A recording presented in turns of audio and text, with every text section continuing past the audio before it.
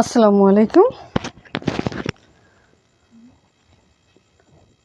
আমার YouTube video চ্যানেলে আপনাদের সবাইকে স্বাগত। সাথে আছে আমি শবনম মালা। আমি এখন অষ্টম শ্রেণী বইয়ের 2.2 এর 7 নম্বর অঙ্কটা করব। 7 নম্বর অঙ্কটা বলছে, আগে কি সেটা বুঝতে হবে, যে বার্ষিক 10% মুনাফায় 8,000 টাকার 3 বছরের চক্রবৃদ্ধি মূলধন নির্ণয় করো। তার মানে আমাদের কাছে চেয়েছে চক্রবৃদ্ধি মূলধন। বার্ষিক 1 বছরে তারা 10% মুনাফা দেবে, তাদের মূলধন দেওয়া আছে, তাদের আসল দেওয়া আছে যে 8,000 টাকা। তাহলে আমরা অঙ্কটা সাজাই, যে দেওয়া আছে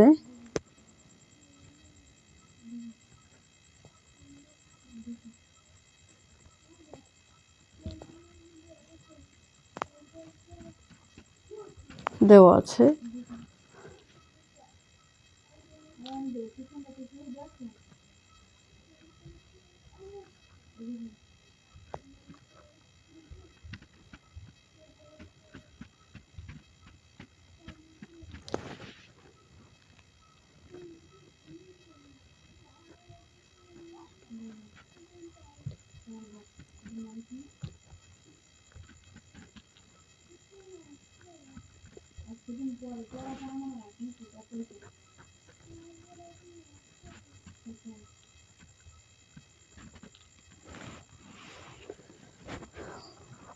তাই আমরা লিখলাম যে আসল পি সমান 8,000 টাকা, মুনাফার হার আর সমান 10%, সময় হয়েছে, সময় হবে বছর হয়েছে 3 বছর। তাহলে আমাদের চেয়েছে যে চক্রবৃদ্ধি মূলধন। তো আমরা জানি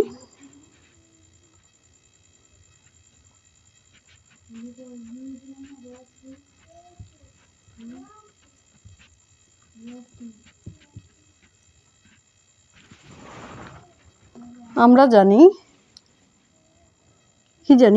চক্রবৃদ্ধি মূলধনের সূত্র।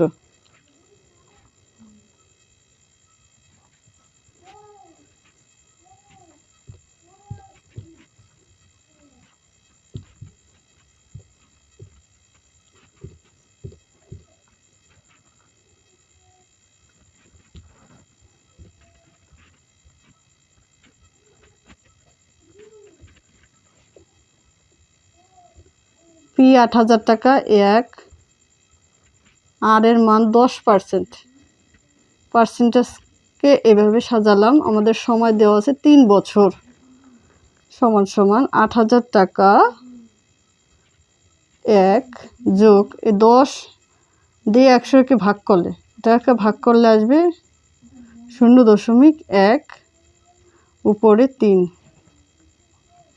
8,000 টাকা এখন এটার সাথে এটা যোগ করলে 1.1 উপরে 3। এটাও ক্যালকুলেটর দিয়ে সরাসরি মান বের করে ফেলা যায়, আবার আমি চাইলে ভাঙিয়েও করতে পারি।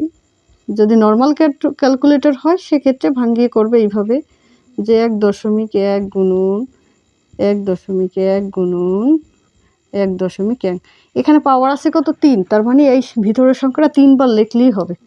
এটাকে যদি গুণ করি তাহলে আসবে, একটু ভাঙিয়ে দিলাম।